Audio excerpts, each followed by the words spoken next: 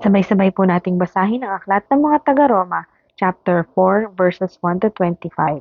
Tungkol kay Abraham na ating ninuno, ano naman ang masasabi natin? Ano ang kanyang karanasan tungkol sa bagay na ito? Kung pinawalang sala siya ng Diyos dahil sa mga mabubuting nagawa niya, may maipagmamalaki sana siya. Ngunit wala siyang maipagmalaki sa paningin ng Diyos. Ano ang sinasabi ng kasulatan? Si Abraham ay sumampalataya sa Diyos at dahil dito, siya ay itinuring ng Diyos bilang isang taong matuwid. Ang ibinibigay sa taong gumagawa ay hindi itinuturing na kaloob kundi kabayaran.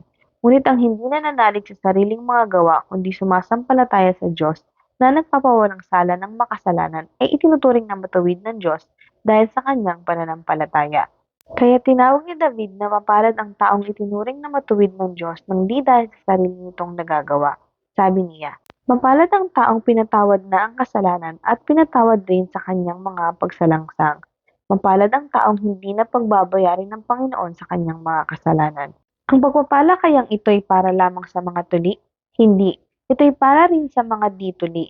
Sinasabi natin batay sa kasulatan na itinuring na matuwid ng Diyos si Abraham dahil sa kanyang pananampalataya. Kailan iyon nangyari? Bago siya tinuli o pagkatapos? Bago siya tinuli at hindi pagkatapos. Tinuri siya bilang tanda na siya'y itinuring na matuwid ng Diyos dahil sa pananampalataya niya noong hindi pa siya tuli. Kaya't siya'y naging ama ng lahat ng sumasampalataya sa Diyos. At sa gayon, sila'y pinawalang sala rin kahit hindi sila tinuli.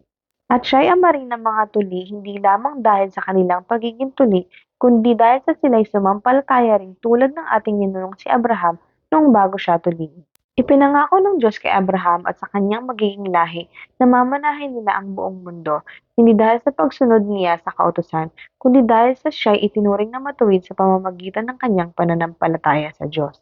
Kung ang pangako ay ipagkakaloob lamang sa mga sumusunod sa kautusan, walang saysay ang pananampalataya ng tao at walang kabuluhan ang pangako ng Diyos. Ang kautusan ay may kalakip na puot ng Diyos para sa mga lumalabag.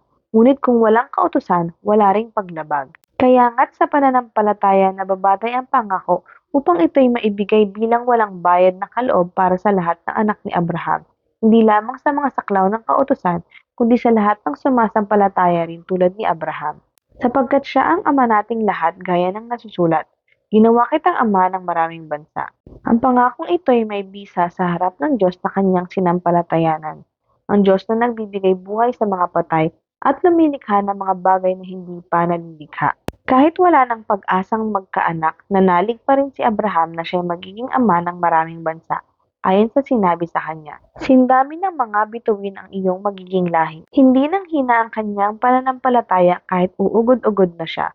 Palibasay 100 taon na siya noon at ang kanya namang asawang si Sarah ay baog. Hindi siya nag-alinlangan sa pangako ng Diyos. Sa halip, lalo siyang tumibay sa kanyang pananampalataya at nagpuri pa sa Diyos.